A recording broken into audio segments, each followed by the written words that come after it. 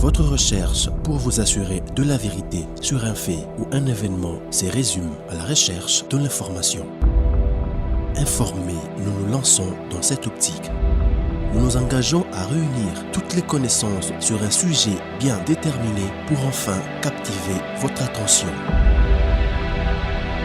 Il y a péril en la demeure, près de 20 ans. Sur Kin 24 Télévision, informez-vous en temps réel. Chez nous, c'est le professionnalisme et le traitement de l'information en toute impartialité. Mesdames, Messieurs, merci de rejoindre Kin 24 Télévision, le reflet de Kinshasa, pour vous informer. Cet accord politique garantit l'alternance au pouvoir, la convocation de l'électorat. Nous sommes à la hauteur de toutes vos attentes. Le reflet de Kinshasa, capitale de la République démocratique du Congo. Mesdames, Messieurs, ici, nous vous informons avec patience. Kimbuta a commencé par le district de la Tchangou où il a porté un seul message, celui d'une paix durable. Nous sommes là pour vous sur le reflet de Kinshasa. Toute l'information, c'est à suivre sur Kin 24 Télévision. La délégation de la CENI.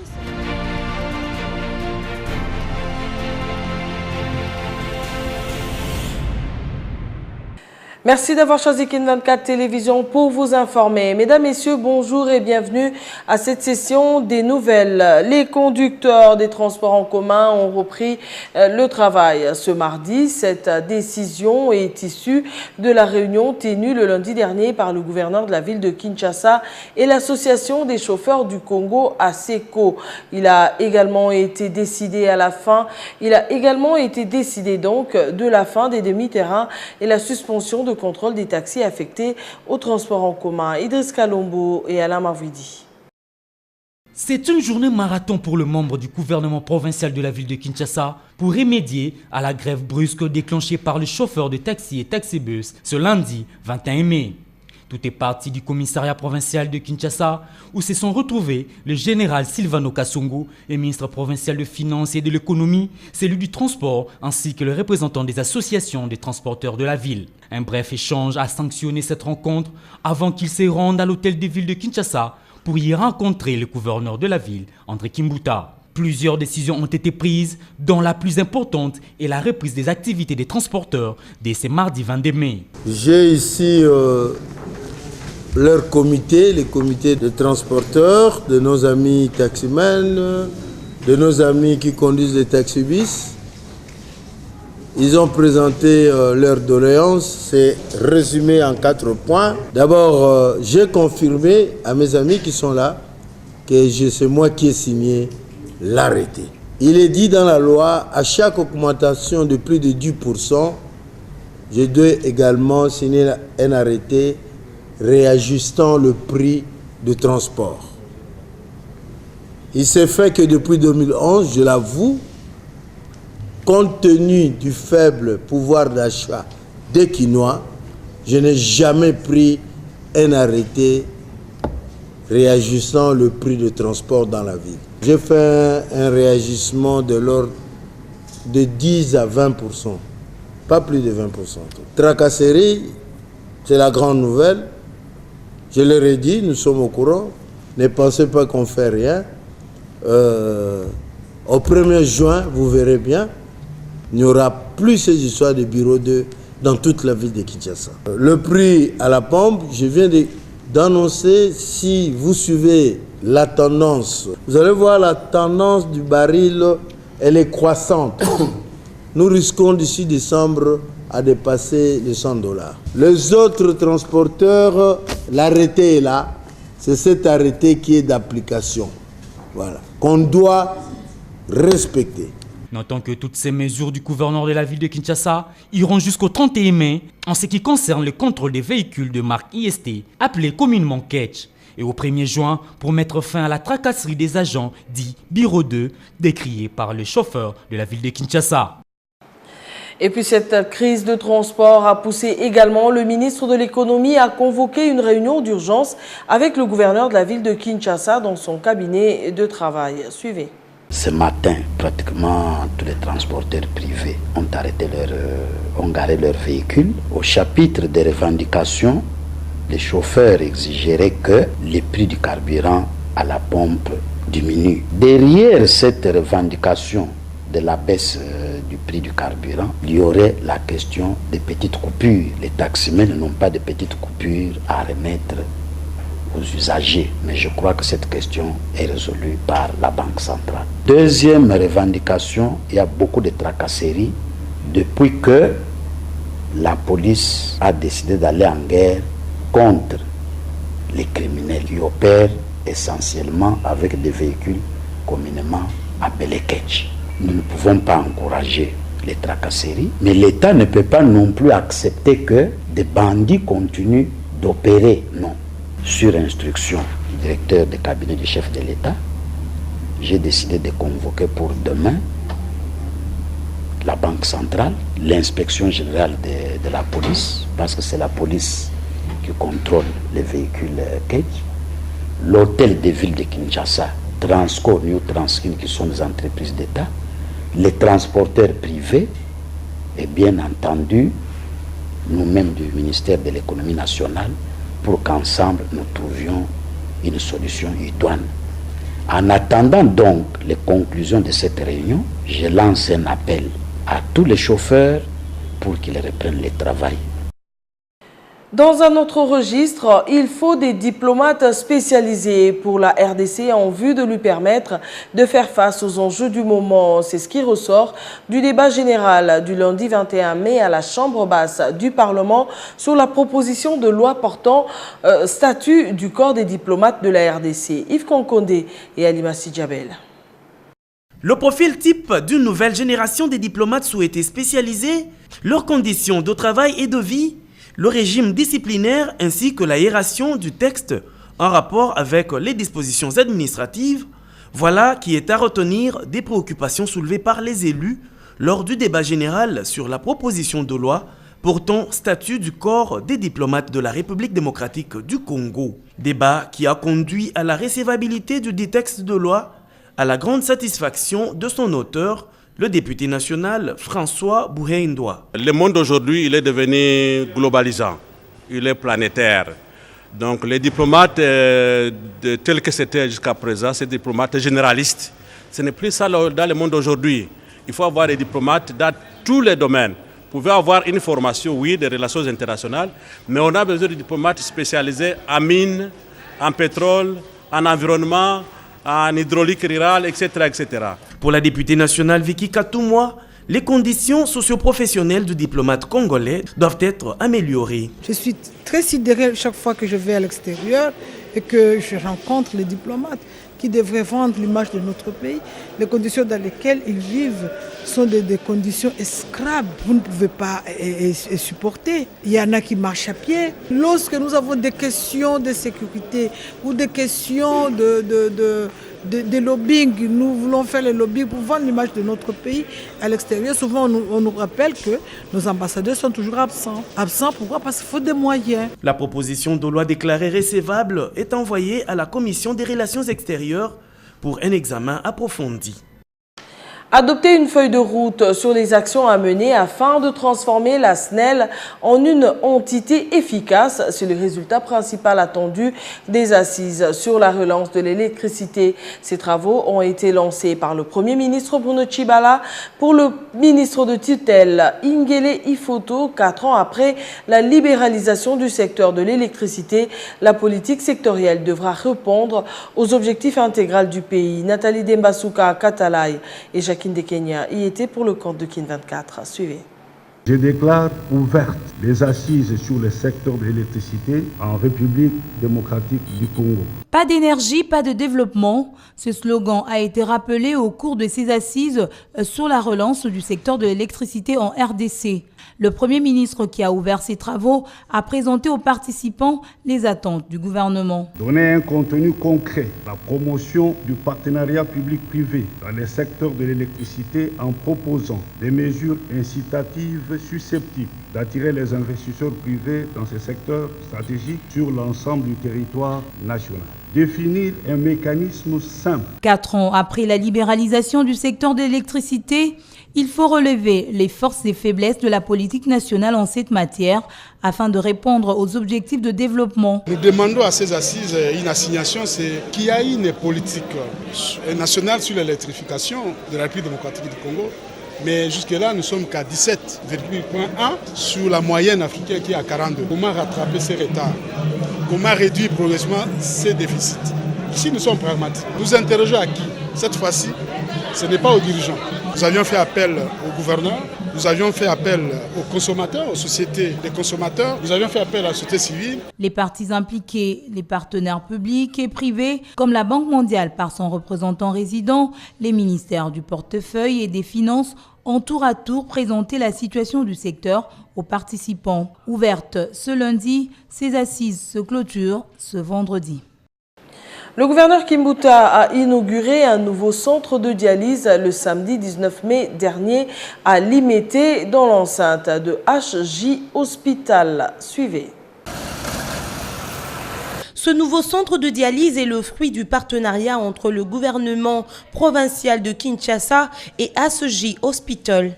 La cérémonie de ce jour témoigne de la réponse positive de la Fondation HJ à mon cri de cœur en faveur des Quinoises et des Quinois. HJ, merci beaucoup. En dehors des machines de dialyse que HJ Hospitals pourra faire fonctionner de façon autonome, le centre de dialyse que le gouverneur Kimbuta a inauguré va facturer la séance de dialyse au prix de $50. Que les choses soient claires. L'hôpital HJ, où nous sommes pour le moment, aura ses propres postes de dialyse et va facturer les séances comme les autres hôpitaux et cliniques. Les 10 postes de dialyse que nous mettrons ici à la disposition de Quinois sont une propriété de la ville de Kinshasa et les séances sont fixées à $50 uniquement sur ces 10 machines.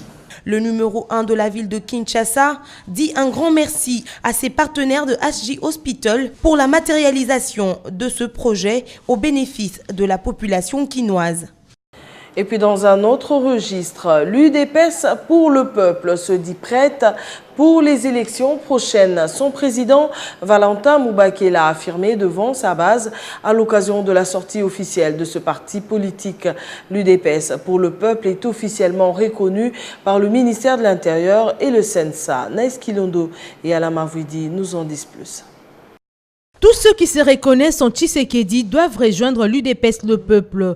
L'appel est de Valentin Moubake, autorité morale de ces partis politiques à l'occasion de sa sortie officielle. Je crois qu'à l'époque, même jusqu'à la mort de Tshisekedi, quand on parlait de l'UDPS, on citait volontairement Tshisekedi et Moubake. Tous ceux qui se reconnaissaient dans Tshisekedi, qui le reviennent ici parce que l'esprit de Tshisekedi est salut, c'est ça que nous allons continuer.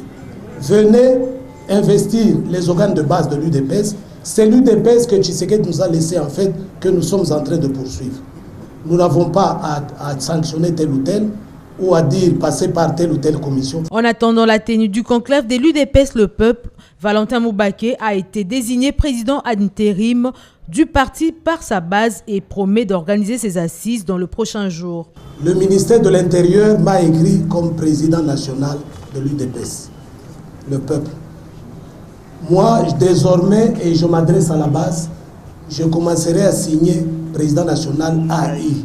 Parce qu'il n'y a que le conclave et plus tard le congrès qui pourra m'investir s'il est président national. Nous allons mettre sur pied un conclave et ce conclave, la semaine prochaine, vous aurez la date de la tenue de ce conclave. Donc très rapidement, pour pouvoir mettre sur pied un directoire composé de 4 personnes, comme nous n'avons jamais cessé de le dire, une personne par zone linguistique. À cette même occasion, Valentin Moubake annonce la création de sa plateforme dénommée Union pour le changement, dont l'objectif principal est la préparation de scrutins prochains. Sensibilisation de la population aux élections du 23 décembre prochain. Le président de la Commission électorale nationale indépendante poursuit sa ronde dans la partie nord-est du pays. Après Bunia, Corneille Nangaa est passé par Kisangani pour sensibiliser également la population sur les enjeux électoraux. Pour les Congolais qui ont perdu leur carte d'électeur, la centrale électorale a promis de livrer des duplicata au mois de juin prochain. Geneviève Makoulou. Vulgarisation du processus électoral en RDC, la commission électorale poursuit sans cesse cette opération. Après le Nord et le Sud Kivu, cap sur l'ancienne province orientale, Corneille Nangaa était face à la population de l'Ituri. Sur place, le président de la CENI a fait l'état de lieu du processus électoral en fournissant les informations sur les dates clés de ce processus, en commençant par l'enrôlement jusqu'à la tenue des élections prévues le 23 décembre prochain. Sur la route de Bunia à Kisangani, Corneille Nangaa, président de la centrale électorale, a poursuivi la sensibilisation, occasion pour la population de présenter ses préoccupations au numéro 1 de la CENI, notamment la question relative à la perte de cartes d'électeurs. Le président de la CENI a rassuré que les duplicata seront livrés à partir du mois de juin à condition de présenter des preuves provenant de l'OPJ. Le président de la CENI a insisté que ces duplicata seront livrés gratuitement. Aucun agent de la CENI n'a le droit d'exiger de l'argent en contrepartie. Une nouvelle adhésion au Parti du Peuple pour la reconstruction et la démocratie, PPRD. Cardozo Mwamba, parce que c'est de lui qu'il s'agit, après avoir signé sa fiche d'adhésion, obtenu sa carte de membre. La cérémonie a eu lieu le lundi dernier en présence d'Emmanuel Ramazani Chadari. Bobette Moukaïnandombe nous en dit plus. Pour mieux soutenir Joseph Kabila Kabange, Cardozo Mwamba a adhéré au PPRD. Ce gros poisson du Grand Kassai a, après avoir rempli sa fiche d'adhésion, obtenu la carte des membres. Le secrétaire permanent du premier parti présidentiel, Emmanuel Ramazani Chadari, qui a pris acte de cette adhésion, a félicité les notables du Grand Kassai présents à cette cérémonie. Cardozo Mwamba promet son soutien inconditionnel au président national du PPRD. Je viens de Kananga, où j'ai passé un mois. Sur place, j'ai remarqué que le PPRD a fortement baissé, raison pour laquelle je me suis décidé d'adhérer officiellement au PPRD. Je soutiens le président Joseph Kabila depuis 2001 et je me suis décidé de mener cette lutte ensemble avec vous, pour l'intérêt du parti. Par cet acte, Cardozo Mwamba a rejoint un autre millionnaire du monde du diamant au PPRD, Alphonse Ngoïka Sanji. Après sa nomination par le pape François en qualité d'évêque du diocèse de Kenge, Monseigneur Jean-Pierre Kwambamba a été intronisé le dimanche 20 mai sur le parvis de la cathédrale Sainte-Anoirite de Kenge par le cardinal Laurent Mosengo. C'était en présence de plusieurs autres diocésains ainsi que de près d'une centaine de prêtres de Kenge et d'ailleurs. Deli Mutombo et Alimasi Djabel, témoins. C'est une émouvante cérémonie d'investiture pleine de solennité et d'émotions autour de laquelle se sont retrouvés les fils et filles du Grand Bandundu dans toute sa diversité. Hommes politiques de toute tendance, ecclésiastiques et religieux ont répondu présents à l'invitation du clergé catholique de Kenge pour apporter leur soutien et témoigner leur amour au nouveau pasteur en ce dimanche de Pentecôte. Très ému, Jean-Pierre Kwambamba Massi a remercié de tout cœur l'assistance. Je me fais l'interprète des sentiments de gratitude qui inondent les cœurs de toutes les filles et de tous les fils de notre diocèse de Kenge. Merci. De la part du président de l'Assemblée nationale Aubin Minakou et du gouverneur de la ville de Kinshasa André Kimbuta, le secrétaire permanent adjoint du PPRD Willingo Post, tous fils du terroir, a remis une Jeep 4x4 au nom du président de la République comme cadeau au prélat. Le nouvel évêque est une personnalité pleine de compétences. Jean-Pierre Kwambamba succède à Monseigneur Gaspard Moudisso qui a atteint l'âge de retraite 20 ans après avoir dirigé le diocèse. Dans le cadre du 65e anniversaire de leur école, les élèves du lycée Kabambaré ont bénéficié d'une formation sur l'entrepreneuriat après une courte session des cours pratiques. Ces lycéennes, reparties en groupe, ont tous participé à la finale du concours sur les projets de création d'entreprises. Un jeu concours organisé par les anciennes du lycée Kabambaré, Nice Kilondo et Alama Vudi. Deux parents d'élèves ainsi que plusieurs anciennes du lycée Kabambaré ont pris d'assaut la salle des conférences de cette école pour participer à la finale du concours dénommé High School Startup Day. Un moment de grande émotion pour l'assistance de voir les élèves développer des idées sur la création et la gestion de petites et moyennes entreprises. Le but de ces concours est de promouvoir l'entrepreneuriat en milieu scolaire.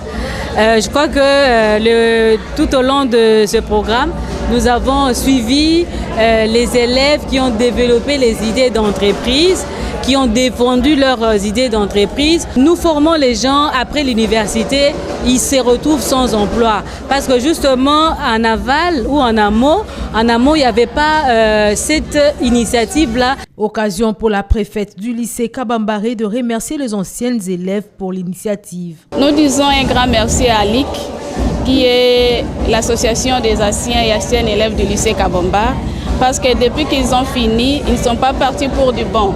Ils sont retournés pour travailler en collaboration avec le lycée Kabamba. Ils sont venus avec initiative auprès de nos élèves qui sont encore sur les bancs de l'école. Une satisfaction pour les élèves. Cette formation nous a été utile au fait qu'avant nous ne connaissions pas en quoi consistait l'entrepreneuriat, mais maintenant nous le savons. Et on nous a aussi expliqué les qualités d'un entrepreneur et aussi les enjeux. L'entrepreneur vit au jour le jour. Si tu ne gagnes pas, tu ne manges pas. La cérémonie s'est clôturée par la remise de brevets de participation aux élèves qui ont franchi le cap de la dernière étape de la compétition. Merci d'avoir choisi Kin 24 Télévision pour vous informer. Mesdames, Messieurs, c'est la fin de cette session des nouvelles. Merci de rester fidèles au programme du Reflet de Kinshasa. Au revoir.